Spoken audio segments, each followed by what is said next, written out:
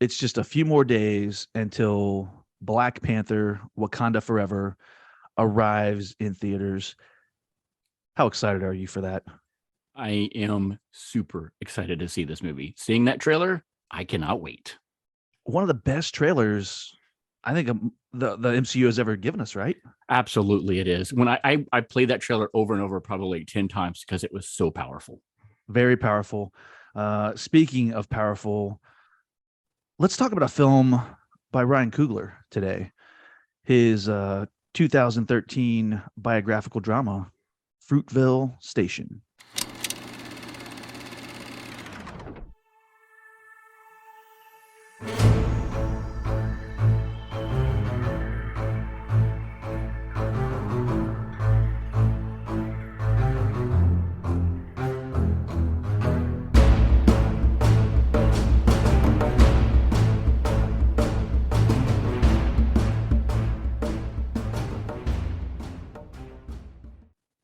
Hello, everybody, and welcome back to a Film by Podcast.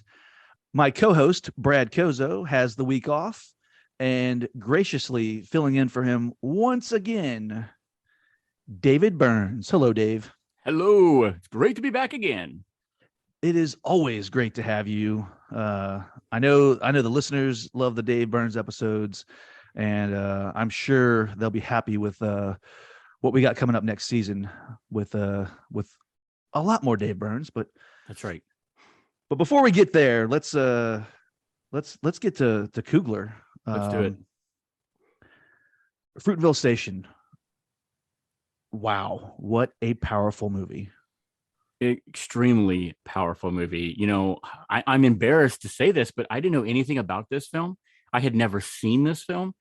So when you asked me to be on the podcast for this, when I pulled it up and, I didn't watch the trailer. I just decided just to go in cold and watch the movie. And I'm like, whoa, what a great movie.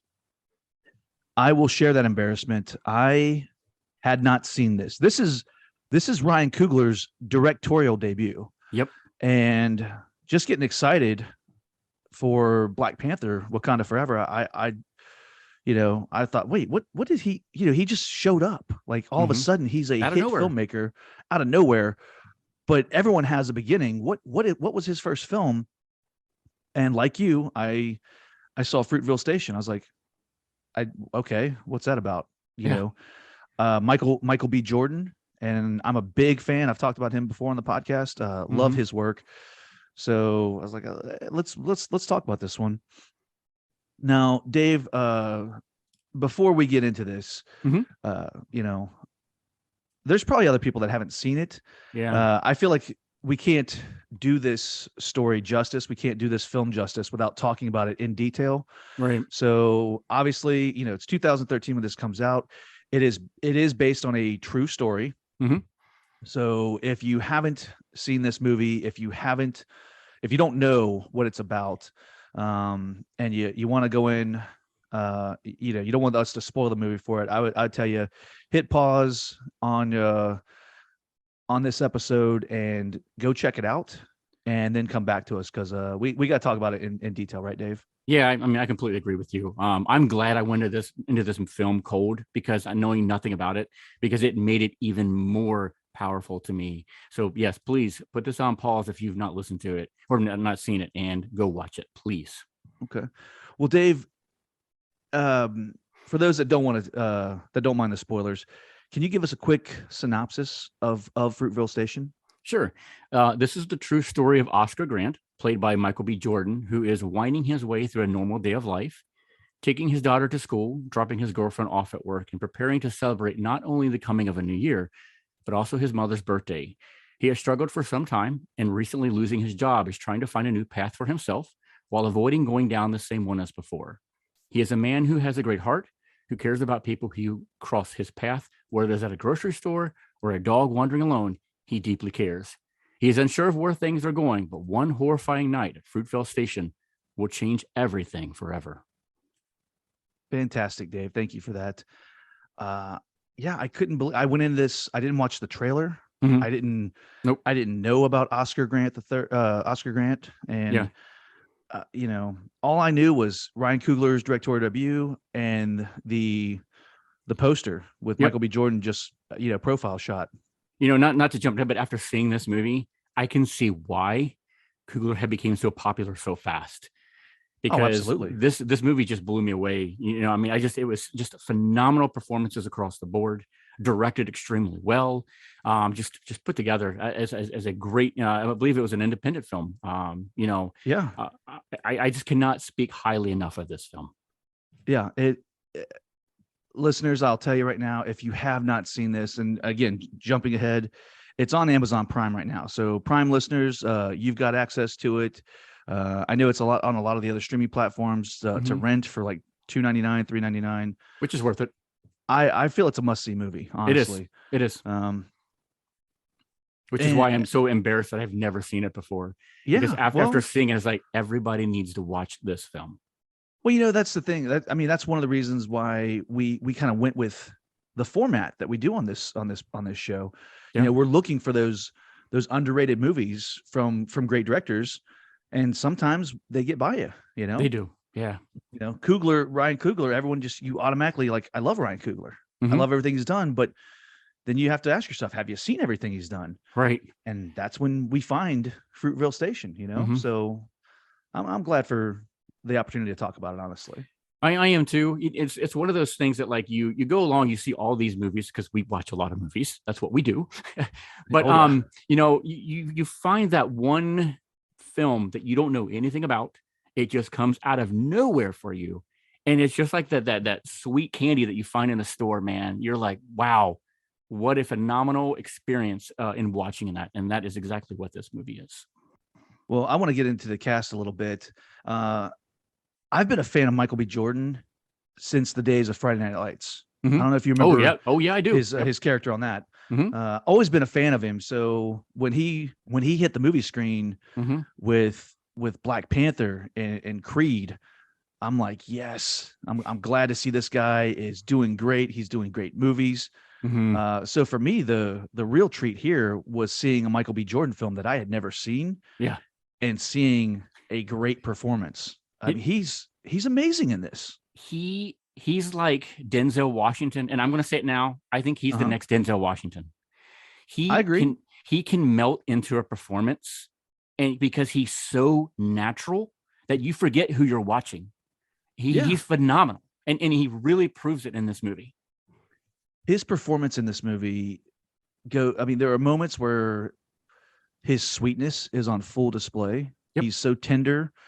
And then there's moments where he is fearsome, not one to mess around with. And very, and I'm not talking about violence. I'm just talking about this aggressive vibe that he can give off immediately. And it's in a protector's role, not like exactly instigator's role. Yeah, that's exactly what I was going to say. I said, he's not doing that to lose his temper real quick because just to lose his temper. He cares about his family, his daughter, his I'm guessing girlfriend, soon to be fiance, soon to be wife. He's protecting them. So that's why he loses his temper a little bit, because he realizes he's got to bring in some money. Yeah. And it doesn't really matter whether he's talking with his fiance Sofina or his daughter Tatiana, even his mother Wanda. He just has this self-assurance where he's going to take care of you. If he says it's good, if he says it's going to be okay, it's going to be okay. Yep. And the way he handles that pressure and that stress, it's masterful. It's amazing. It is, and it speaks to the character, the performance that he pulls off when he, the Katie at the grocery store, when she's looking at the fish, and she's trying to figure out what she's never had a fish fry before, but she wants to impress her boyfriend, and she's struggling to figure it out, and he literally calls his grandma and has Katie talk to her on the phone to pick the right fish. I mean, come on. Yeah. Just put a call to Grandma Bonnie. She'll take you through the steps. Right. We'll get to that scene, and I want to talk about that scene a little bit later on. Yep. How about Melanie Diaz playing Sofina? Dave, I haven't seen her in anything else, but very, very fine performance that Diaz gives off.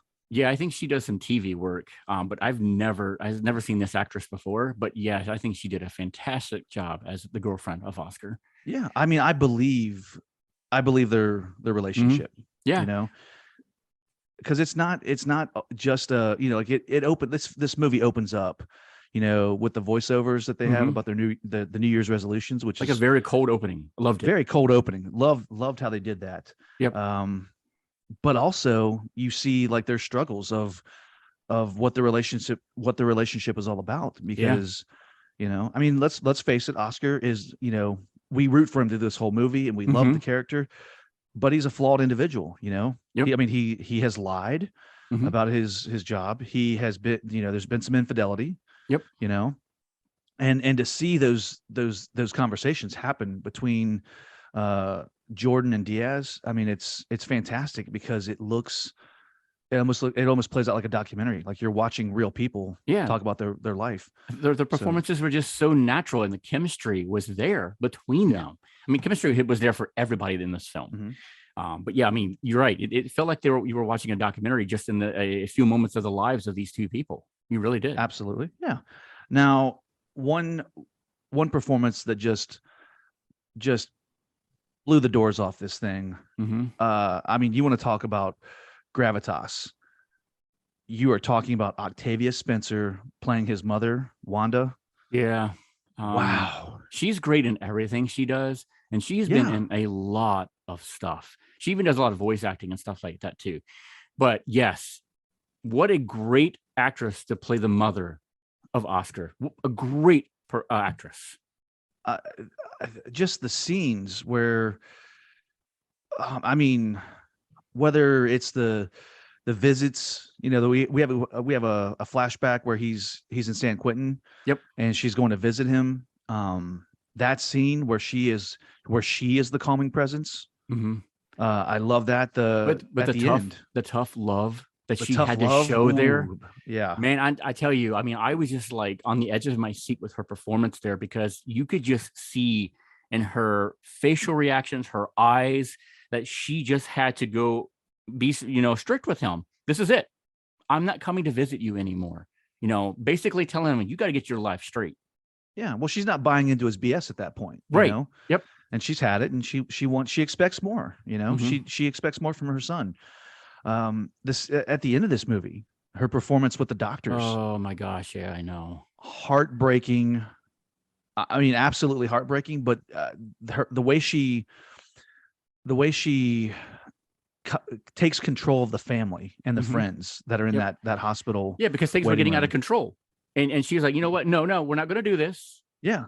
Calm down. We're going to pray about this. We're going to talk about this, and we're going to get through this. Yeah. Octavia, incredible. Octavia Spencer, just one of the most amazing performances I've seen from an actress in a long time. Yep. And I'm kind of surprised, like, there's no nomination for her for this movie. Like, what's the Academy doing in 2013?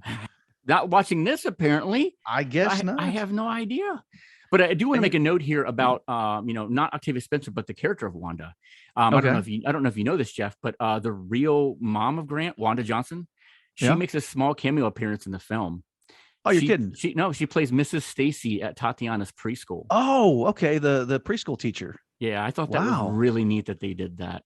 I love when that happens. Me too, man. I mean, you're showing so much respect by doing that, and I love it. Yeah, well, I mean, I know Ryan Coogler, obviously, to bring this to the screen, his first step was contacting the family, the family's attorney, and wanting to share Oscar's story. Yep. Which I think they do an amazing job of doing.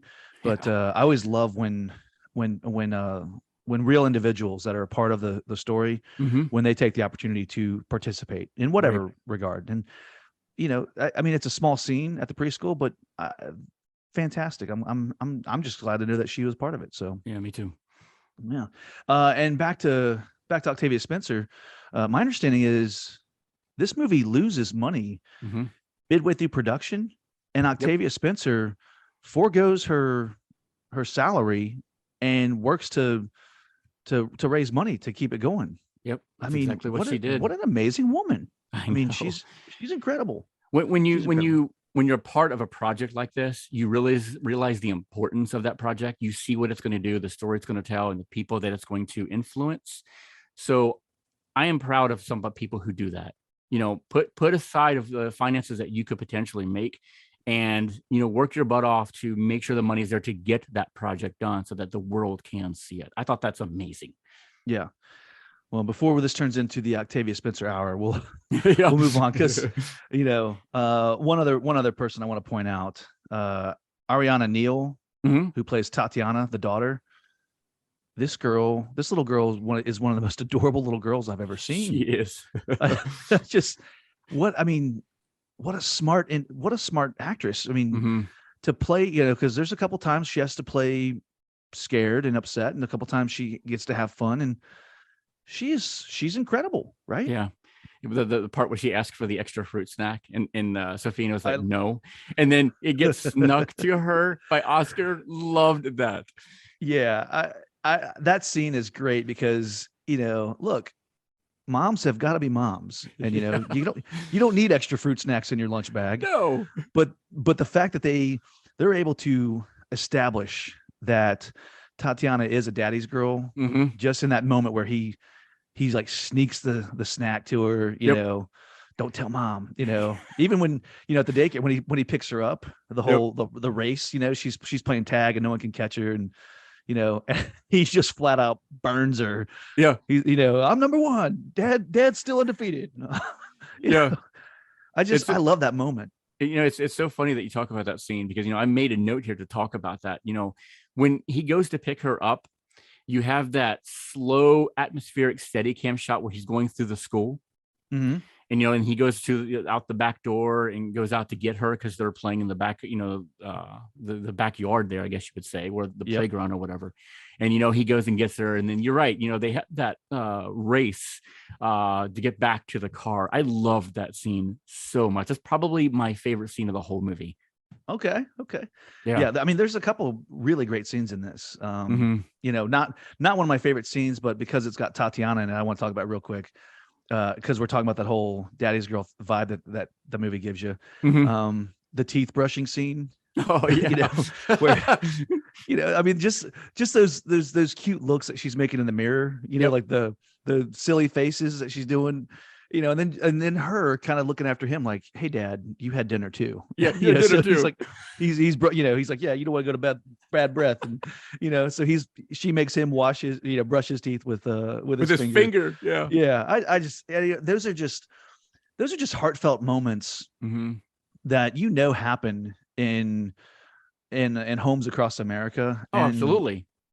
Scenes like that make this movie so great, but also help, like at the end of this movie, when you're hit with a ton of bricks, when the emotions come, it's scenes like that you have just been slowly watching and building up that make it all the more tragic, I think. Because and I hand that to Coogler for the writing and the directing of this, of being able to pull that off, because it's not just the performance of the actors, but it's his directing style. It's his camera work that helps pull you into that too, because the other scene, that really does an incredible job with it, because, we all have families. We've all have experiences where we've got together for New Year's, for Christmas, whatever holiday it is, to hang out with your family, to have that banter, to talk, to laugh, to cry, to joke, whatever it is.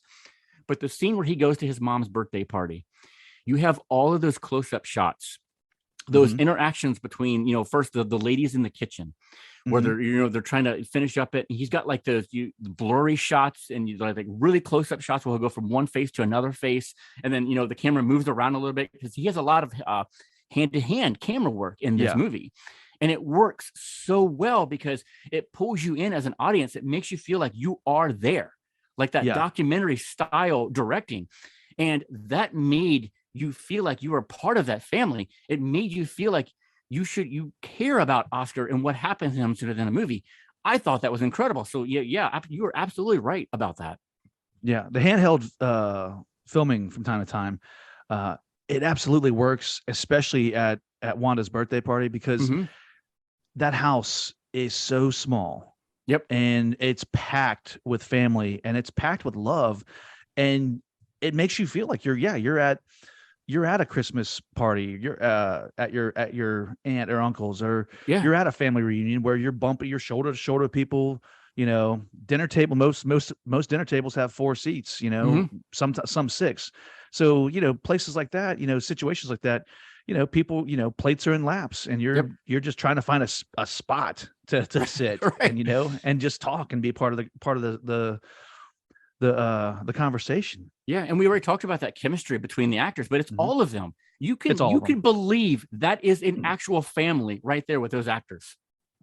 You absolutely can. I don't know. I can't say enough great things about the performances in this film. Yep. Truly a must see. Even is it Anna O'Reilly who plays Katie? You mentioned the supermarket scene with the girl that didn't know how to prepare for a fish fry. That's I want to talk about that when we get to, we'll talk about likes and dislikes, obviously, certain scenes. I want to talk about that scene there, but I mean, great character, and just sad that, it's that character and that interaction at the supermarket that ultimately seals his fate. Yep. Him just doing the right thing, him being a good person, seals his fate. So, Dave, let's get a little into the making of this film. We know it's based on a true story. What'd you find out? So, Fruitvale Station was actually shot in Oakland, California for 20 days, and I cannot comprehend it only took 20 days to make this movie. But when you got professionals together, I guess you can pull it off. The scenes were actually shot at and around the Bay Area Rapid Transit platform where Grant was actually killed, which I cannot imagine. And I'm going to talk about a quote here in a little while that we get from Coogler about that. But I just can imagine being in the actual spot where this happened. But anyway, most of the platform scenes were shot over the course of 2 nights, with another night dedicated to the sequences on the train that led up to the police confrontation. And San Quentin State Prison even was actually served as the filming location, and they used prisoners, which I thought was kind of unique as extras. But hey, when you got them, why not use them, right? Dangerous, but effective. But effective, yeah. But the scene where Oscar Grant is shot was filmed at the actual spot. The original bullet hole is still there where Michael B. Jordan was lying. Can you imagine that, Jeff? That had to be a very difficult scene to shoot. I would have to imagine, for both for Michael B. Jordan, both for Ryan Coogler, for anyone involved. That had to just be a tough day on set, I would think. It was, and I've got a couple quotes that we'll talk about a little bit later that he actually refers to that. But we'll get to that. The film had a $900,000 budget and would gross a little over 17 million worldwide. Yeah. So I don't know about you, but that's a pretty successful film. That is very successful. I know. 900,000. I think they after the film festival circuit, they sold it for $2.5 million, and then it goes on to make 17 million. I mean, that's amazing, and really opened the door for Coogler. Yeah, directorial debut for Ryan Coogler. Talk about just knocking it out of the park. Something that powerful. Wow. Grand slam, knocked it out of the park, whatever you want to call it, man. Coogler did it with this film. Absolutely. But you did mention earlier about a couple notable producers for this. One of them was Forrest Whitaker, and the other one was, as you mentioned, Octavia Spencer. So I think it was really neat that we get those names too. All right. Well, we've talked about a couple scenes that really stand out for us. You mentioned, you were kind of talking about what you thought was maybe your favorite scene. Do you want to elaborate? So, I mean, one of the favorite scenes that, I just mentioned earlier was their relationship between the father and the daughter, at the preschool. There's just so much to like about this movie. You can find any kind of scenes in here that you're just going to fall in love with and just realize what it adds to not only to the character of Oscar, but what it adds to the story itself. There's just so much to pick from. I could talk all day about this movie, for crying out loud. But the close-up shots, I think, is my favorite with the whole family. You're getting that chemistry, you're getting that experience of what that family's like, how close they are with one another. But to me, the one scene that added so much character to Oscar was the dog. When he stopped to get the gas, to get fuel up his car. he noticed the dog that was just wandering around by himself. So he goes over and pets the dog, looking around to see where the owner's at, because his dog is wandering around where traffic is at and those kind of things. And so, he pets it and then realized at first you thought he was going to take the dog because, the way he was looking around. But then, he goes back to the car, finishes up, and then you lose track of where the dog is at. And then all of a sudden you hear the brakes of the car, you hear the whine of the dog, and you know what happened. Yeah. So he runs back to the road, yelling at the driver as the driver is taking off, showing how much he cared for a dog that he just met. Mm-hmm. So then he gets down, just looks at the dog and tries to comfort it because, it's obviously dying. And he pulls it off the side of the road, and it just breaks your heart. But it just shows you how much character Oscar has just right there in that one scene. To me, that was just a powerful, powerful scene, and I loved it very much.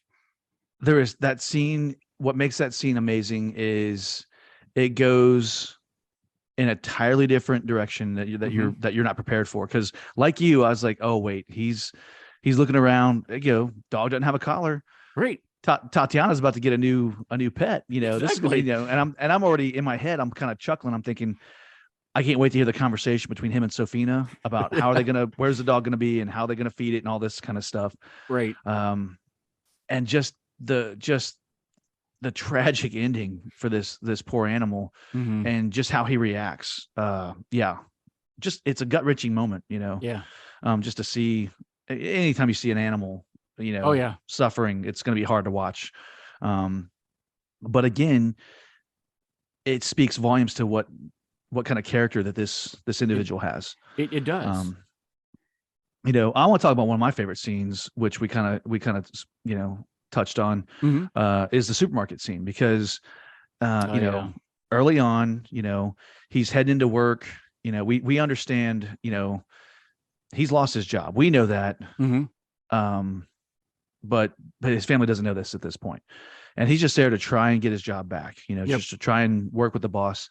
But his buddy is working behind the fish counter. And that's where Katie, the character Katie, comes into play. And she's getting ready for a fish fry. She doesn't know what to buy. She doesn't know how to make it. And this is the moment where I start rooting for this character, Oscar's character, in a big way, because we just had the argument between him and Sofina about his infidelity and how, is he calling that girl still?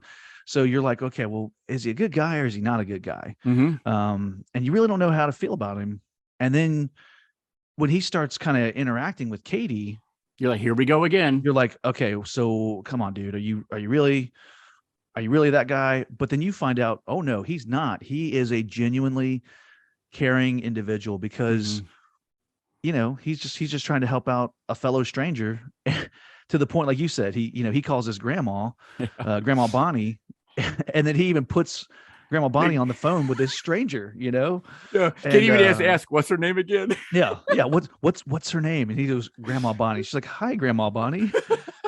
And I'm telling you right now, Marjorie Crump Shears, who plays Grandma Bonnie, that's everyone's grandma in America. Everyone's. Yep. She is awesome in this movie. And I love the fact that, she's like, this girl don't know what to buy. She don't know what she's making. Put this girl on the phone. Put this girl on the phone right now. So I just love that. But yeah, he just hands his cell phone and then goes walking down the aisle to talk to his boss. About his job. Yeah. And again, that's where he shows us a little bit of that darker side, that ugly side, where he's, it's not that he's threatening his boss, but he's letting his boss know, like, here's my options. I can work here, even at half pay, if that's what it takes, or I can hit the streets and, start selling drugs and, because no matter what, he's going to provide for his family. Right. And it's one of those, it's one of those hard moments where you're like, you don't want, you want him to have this crummy job, but it's not going to work out. And then you immediately start thinking, well, okay, is this going to be the downfall of the character? And it's not.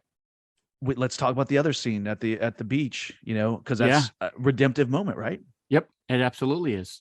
Where you think that he's going to get back into drug dealing, but he actually, he has this bag of pot that he keeps in his house, but you think what he's going to happen is he's going to, get back into that, but then he gets rid of that, sells it to make money, but he's with his friend who thinks that he's there to get back, to doing those things. but he ends up giving him a little bit and, basically saying, hey, I'm done. Yeah. It's such a redemptive moment right there. Absolutely. Yeah. Especially the way they set on it. Like he went out and he got there early. So he went out, watched the water for a little bit. You thought, okay, this is where it's going to turn. He has to do something that he shouldn't do because he needs to provide for his family. But then they don't do that. Yeah. Again, Ryan Coogler, he keeps you on your toes, because every time you think like, I'm not going to approve of what this character is about to do, he shows you that he's not doing that regardless. Right. And you just keep falling for it over and over. Yeah. It's amazing how he does that to us. Right. But I love that moment, because even then that's like, okay, well, he just did the right thing, but he's still in a major jam because rent is due. Right. He's promised money to his sister to help her out. He's got his daughter to take care of. Like, what's he going to do? Right. He's in a bind for sure. Yeah. And despite all that, his priority is just to make sure that his girlfriend, fiance, is going to have a fun time on New Year's Eve. Yep. Yep. I mean, it's just amazing. It's absolutely amazing. It is. There's two other things that I want to mention to make sure we talk about. Okay. The first off is I loved the way Coogler decided to just show us the text and stuff that came up on the screen. Oh yeah. I thought that was an amazing touch, especially since, we get to see the actual footage on the cell phone at the beginning of the movie. I thought that was a great touch that he did that. But I also love the fact that Coogler decided to make this movie in one day. You see one day of Oscar's life. And I felt that was just, that spoke volume to me on the way he did that. So I wanted to make sure that we mentioned both of those. Yeah, because most characters in film, most characters have to have, whether it's the course of a day or weeks or whatever, they have to go on that journey, and they have to have that arc. Right. And this is just an average day in this man's life. These are the things that happened. Yep.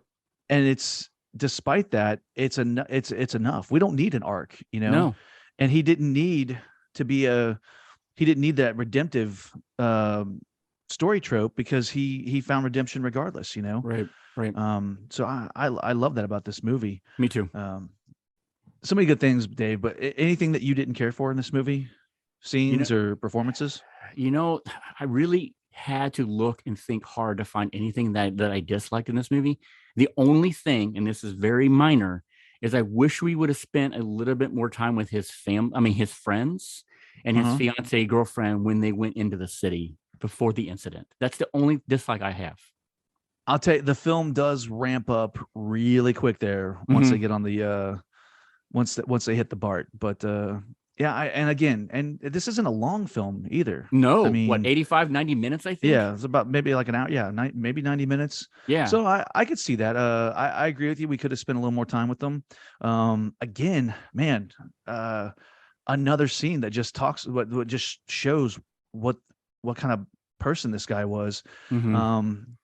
The girls need to use the bathroom, and then with the shopkeeper, and just he talks him into it. Yeah, talks him into it, and but the way he talks him into it, he look, I'm not rich. Here's my last $10. You can take it and let these girls use your bathroom, or they're gonna be pee all over the ground out here. Like, but I dig that, because any guy's gonna do that for his partner.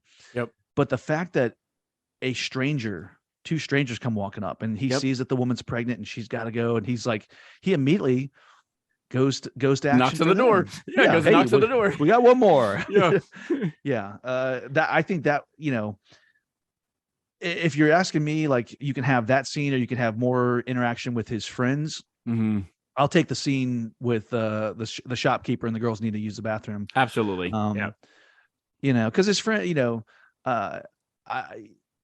their background characters, obviously, because we don't get to spend a whole lot of time with them, but I do appreciate the way this movie's shot.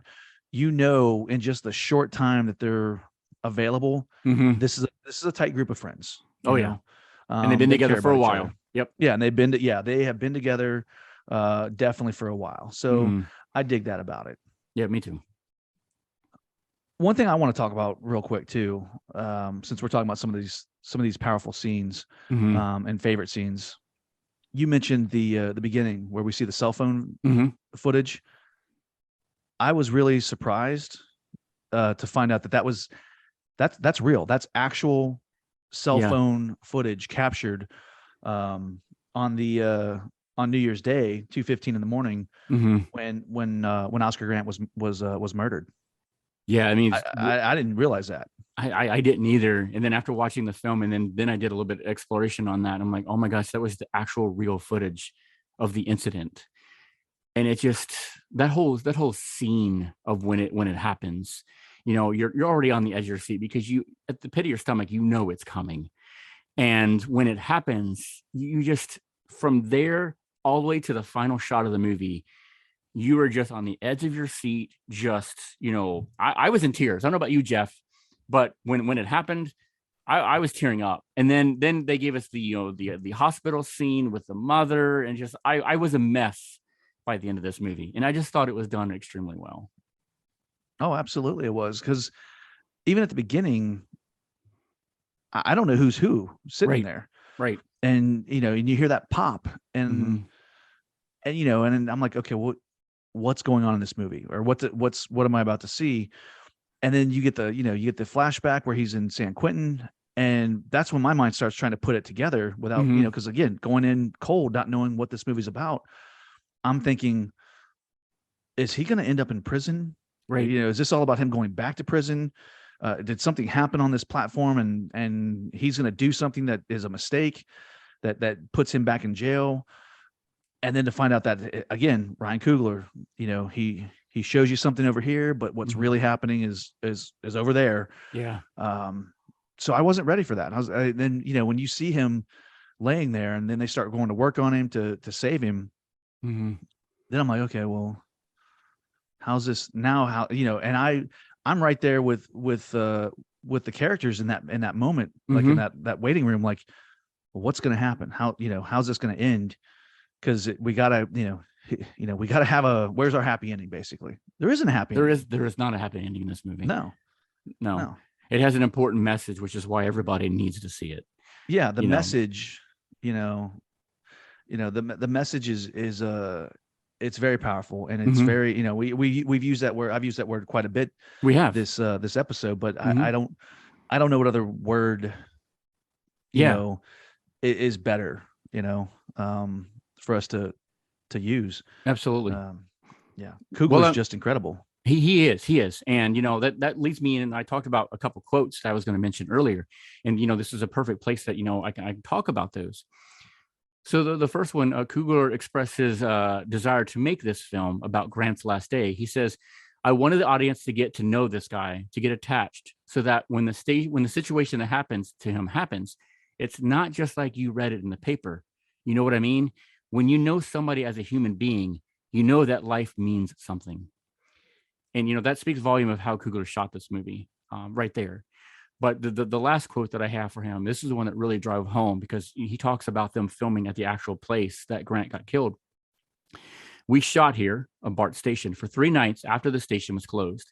Everybody was there with us: BART employees, safety monitors, train drivers, all the cast members and crew. Some of us would pray, others would just keep to themselves. The energy of it hit everybody. It was the hardest thing I've done in my life, making this movie, having to see real life hero Oscar die so many times and having to see the people react to it. That never gets easy, man. Never. Wow. So, I mean, you know, Coogler obviously had such a passion, you know, to bring this movie, you know, to the theater for everybody to see this, and everybody needs to see this. But Jeff, you know, tell us some stuff about Coogler. I mean, people who don't know about this movie, like I didn't know about this movie. Maybe people don't know about Coogler. So tell us about him. Yeah. I mean, yeah, we talked at the beginning, you know, saying like, hey, we love this guy, but he came out of nowhere. Right. Very impressive origin story, if you will. I use that term since he's, you know, big in the superhero genre now with Black Panther, but right off the bat, you know, we're going to love this guy because he's born in 1986. Oh yeah.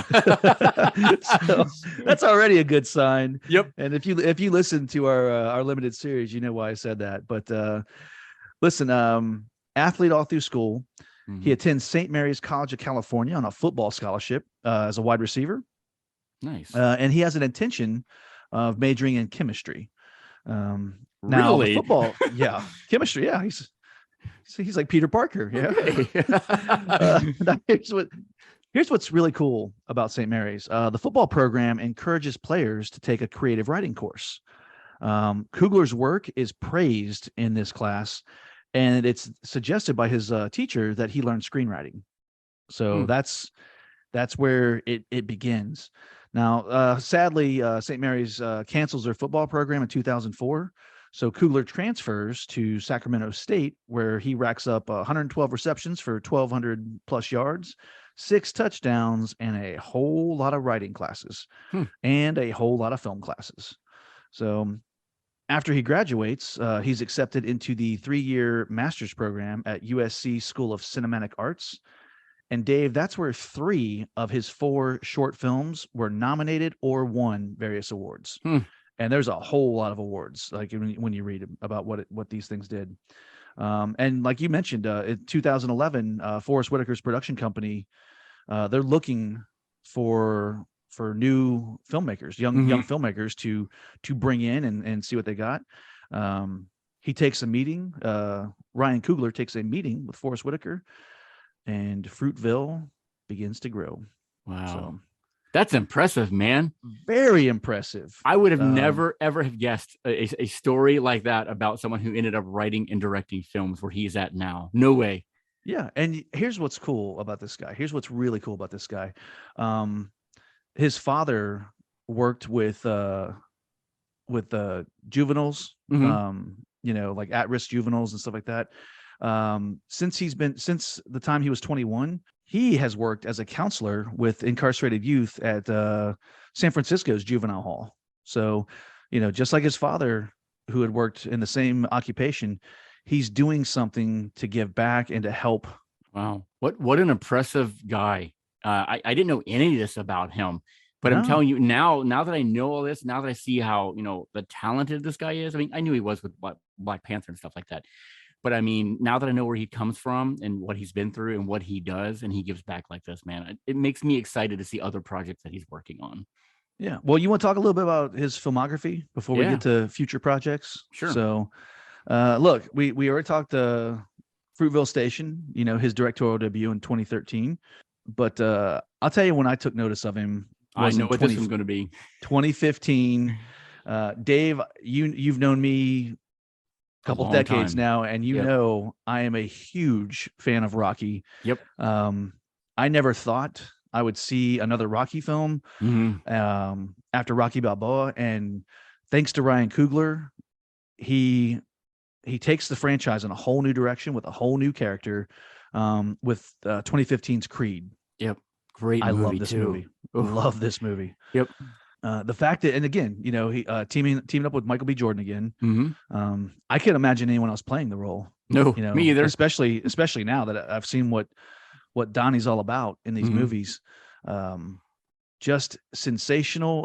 Stallone gets nominated for Best Actor, or I'm sorry, for Best Supporting Actor. Supporting Actor, yeah. Yeah, and talk about taking a beloved franchise, and then bringing it to a whole new audience. Yeah, giving us something new that we never would have expected. Absolutely. Love it. Speaking of something new and unexpected, 2018 Black Panther comes out. Look, you and I both, we've read comic books our whole life, as kids. Black Panther was one of those cool characters that would show up occasionally in a Spider-Man comic or, with the Avengers. And again, one of those smaller scale characters in the Marvel world that you didn't really know a whole lot about. Right. But I'll tell you what, everyone knows who Black Panther is now. This movie did like $1 billion. Yeah, I can see why, because it's done so well. Yeah. I mean, he written and directed by Coogler. And it's the first superhero film ever to be nominated for the Academy Award for Best Picture. And I can see why. It deserved every bit of it, too. I can definitely see why. Yeah, absolutely. Yep. It didn't win, but just the fact that it's nominated is amazing. And let's hope we get that with the next one. Let's hope. And again, well, and Black Panther, Michael B. Jordan is back again. He is always working with Jordan, and man, talk about a successful partnership. Mm-hmm. Yeah, because I know why he's not? why not? I mean, most directors do also, that. Yeah, I know he's also. It's rumored that there's some kind of scene where he's in Wakanda Forever. Also, I've read. I'd be okay with it because I loved his character in Black Panther. Because he's supposed to be the villain, but in a lot of ways he's not. He's not, right? Yep. I mean, I kind of, when you go back and you watch that on repeated viewings, you're kind of on his side, at least I was. I feel like I absolutely was too. The guy got cheated, just wanted what was his. Hey, so who wouldn't want that? Exactly. Yep. Yeah. So Ryan Coogler has given us just a handful of films. I know. Well, we kind of glossed over Creed 2. He executive produced it. Was not involved in the directing or writing of that one. Right. So, but again, Creed 2, fun movie. Kind of opened up the world a little bit. I know a lot of people were like, Drago's son versus Apollo Creed's son. Is this going to get a little hammy? I didn't think so. I loved it. Well, what's next with him? He's actually teaming up with Michael B. Jordan again. The movie, I know they announced it. I don't know when it's coming out, but it's called Wrong Answer. And just like Fruitvale Station, Coogler has shown he can take a true story and make it a very important film. Dave, I don't know what you know about it, but Wrong Answer is based on the Atlanta public schools cheating scandal. Okay. Happened. I don't know if you. I was like, what cheating scandal? I did a little bit of homework on it. Wow. I mean, I'll tell you right now, I can't wait to see this movie because just based off of what I read about the real scandal, and it's one of the biggest scandals in American history. Oh, wow. I don't know anything about it, so looking forward to it. Do some homework, and then you'll be excited to see what he's got coming up next. Well, it's Coogler, so I'm already got excited. Exactly. Dave, look, it goes without saying, we recommend people see this movie, right? Oh, absolutely. Please see this movie. Don't just say because it's a great film, but it's got a great message too. You need to see it. It does. Any final thoughts about Fruitvale Station? No, just what we mentioned. It's a powerful film that needs to be seen by all, so that you can understand that message, so that stuff like this doesn't get repeated. Well, check it out. It's on Amazon Prime. If you have Prime, if you don't, heck, order a copy. This is one I'd love to have a copy of this because it's we're gonna see this happen. You're gonna want to watch it. Yep. Or you're gonna want to show the film to somebody, and then streaming rights or options are going to change and it's not going to be available. I say own a copy of it. Honestly, I agree. You and I, we're going to go see Wakanda Forever. Yep. We got our tickets, so sure. I'm excited. I guess the only question, Dave. Any chance we can go back to the box office? Will we have time to do will we have time to do a quick review? Maybe put that out for our listeners. Let them know. I would be more than happy to do that again. To give that to our listeners. Spoiler free, as it were. All right. Sounds like fun. Excellent. I'll tell you what else is fun. The birth year of Ryan Coogler, 1986. That's so cool. What a great connection to this. Next week, Dayton Johnson of the Docking Bay 77 podcast will be joining me to talk about Lucas, the Corey Haim movie about high school football, as it were. And then, Dave, you'll be back at the end of the month, right? We're going to talk about Color of Money. Yep. Looking forward to that, too. I am myself. So until then, we'll see you next time. See ya.